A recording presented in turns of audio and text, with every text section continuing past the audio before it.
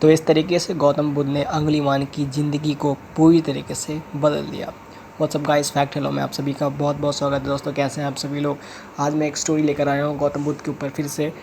अगर आपने मेरे चैनल को सब्सक्राइब नहीं किया है तो जल्दी से सब्सक्राइब कर दीजिए ताकि आपको आने वाली नोटिफिकेशन टाइम में मिल सके। इस स्टोरी को पूरा जानने के लिए आपको ये वीडियो पूरा देखना पड़ेगा। Let's begin the story.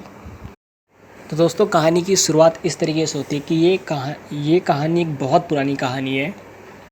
Magadh राज्य में एक सोनापुर का नाम का गांव था। उस गांव के लोग शाम होते ही सभी लोग अपने अपने घर चले जाया करते थे और सुबह होने से पहले कोई भी व्यक्ति घर से बाहर निकलता ही नहीं था। इतना डर था उस ज़माने में। और उस डर का कारण था डाकू अंगुलीमाल। उस टाइम का सबसे बड़ा डाकू था वो।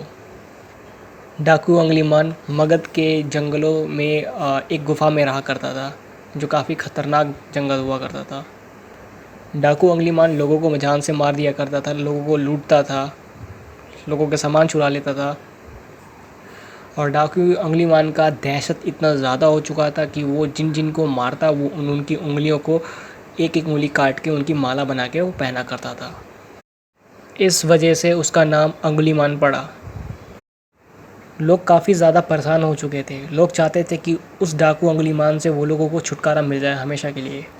तो एक दिन क्या होता है दोस्तों कि उसी कुछ दिनों के बाद एक गौतम बुद्ध आते हैं। लोग वहाँ पे पहुँचते हैं गौतम बुद्ध के पास और वो लोग वहाँ पे उनकी आवभगत करना शुरू कर देते हैं।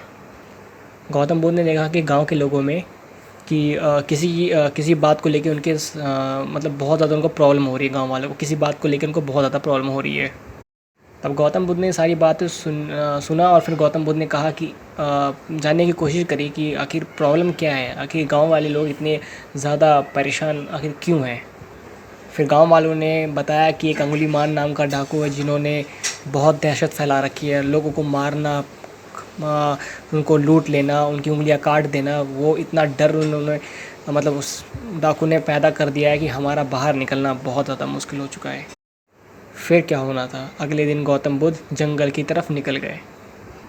गांव वाले ने बोला, अरे अरे आप कहाँ जा रहे हैं, ना जाए, वहाँ ना जाए, जंगल में ना जाए, वो अंगुलीमाल बहुत ख़तरनाक है। लेकिन गौतम बुद्ध ने एक ना सुनी और वो जंगल की ओर बढ़ चुके थे। गौतम बुद्ध को देखने के बाद अंगुलीमाल, जब गौतम बुद्ध जंगलों में पहुँचे तब अंगुलीमाल ने उनको देख लिया और अंगुलीमाल ने तुरंत एक तलवार निकाल ली उनके सामने।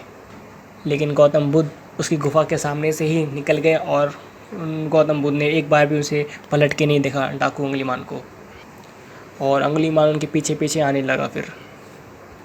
लेकिन कुछ कारणों के कारण या कुछ दिव्य कारणों के कारण वो डाकू अंगुलीमाल गौतम बुद्ध को पकड़ नहीं पा रहा था। जब अंगुलीमाल पूरी तरीके से थक गया तब डाकू अंगुलीमाल ने कहा कि रुको। फिर गौतम बुद्ध रुक गए उधर ही। फिर गौतम बुद्ध ने मुस्कुराया, फिर बोला उन्होंने।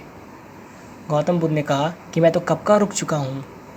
और फिर गौतम बुद्ध ने कहा कि तुम अपनी ये अहिंसा कब रोकोगे। फिर डाकू अंगुलीमाल ने बोला कि सन्यासी, तुम मुझसे डरते नहीं हो क्या। सारे लोग, सारा मगध मुझसे बहुत डरता है, आखिर तुम मुझसे क्यों नहीं डर रहे हो, क्या कारण है। और तुम्हारे पास जितना भी सामान है सब कुछ मुझे दे दो, वरना जान से हाथ धो बैठोगे। डाकू अंगुलीमाल बोलता है कि मैं यहाँ का सबसे शक्तिशाली व्यक्ति हूँ और सबसे खतरनाक व्यक्ति हूँ। लेकिन गौतम बुद्ध को इन बातों से ज़रा भी फ़र्क नहीं पड़ रहा था। उनको ज़रा सा भी उससे डरने लगा। तो गौतम बुद्ध ने कहा कि मैं कैसे मानूँ कि तुम इतने शक्तिशाली इंसान हो, तुम इतने खतरनाक डाकू हो। मैं कैसे मानूँ, मैं कैसे विश्वास करूँ उस चीज़ के ऊपर। तुमको ये साबित करना होगा कि तुम वाकई में ख़तरनाक हो। तो डाकू अंगुलीमाल ने कहा कि बताओ मैं ऐसा क्या करूं जिससे आपको साबित कर सकूं कि मैं वाकई में बहुत ख़तरनाक हूं। तब गौतम बुद्ध ने कहा कि जाओ एक पेड़ से 10 पत्तियां तोड़ के लेकर आओ। डाकू ने बोला, बस इतनी सी बात, इतनी मामूली सी बात, मैं तो पूरा पेड़ ही उखाड़ सकता हूं। फिर अंगुलीमाल ने 10 पत्तियां तोड़ के ला के गौतम बुद्ध को दे दी। फिर गौतम बुद्ध ने कहा कि अब जाओ इन 10 के 10 पत्तियों को वापस पेड़ में जाके फिर से लगा दो। तब अंगुलीमाल ने कहा, भला टूटे हुए पत्ते वापस कैसे पेड़ में लगेंगे, ये असंभव है। तो गौतम बुद्ध ने कहा कि तुम इतनी छोटी सी चीज़ को जोड़ नहीं सकते तो तुम भला इतने शक्तिशाली कैसे हुए। फिर गौतम बुद्ध ने कहा कि अगर तुम किसी चीज़ को जोड़ नहीं सकते तो उसको कम से कम तोड़ो भी मत। यदि तुम जीवन में किसी को जीवन नहीं दे सकते तो तुम्हें मृत्यु देने का भी तुम्हें कोई अधिकार नहीं है। फिर ये सब सुनकर अंगुलीमान को अपनी गलती का ये एहसास हुआ। फिर वो बाद में जाके गौतम बुद्ध का शिष्य बन गया। फिर धीरे धीरे करके उसने खुद को बदला और गांव के सभी लोगों की वो सेवा करना शुरू कर दिया उसने। फिर आगे चल के गौतम बुद्ध के बताए हुए रास्ते पे ये अंगुलीमान चलने लगा और आगे चल के अंगुलीमान बहुत बड़ा सन्यासी बना और अंगुलीमान आगे चल के अहिंसका नाम से काफ़ी प्रसिद्ध हुआ।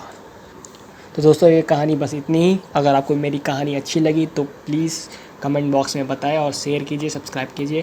Thank you so much for watching. Bye bye.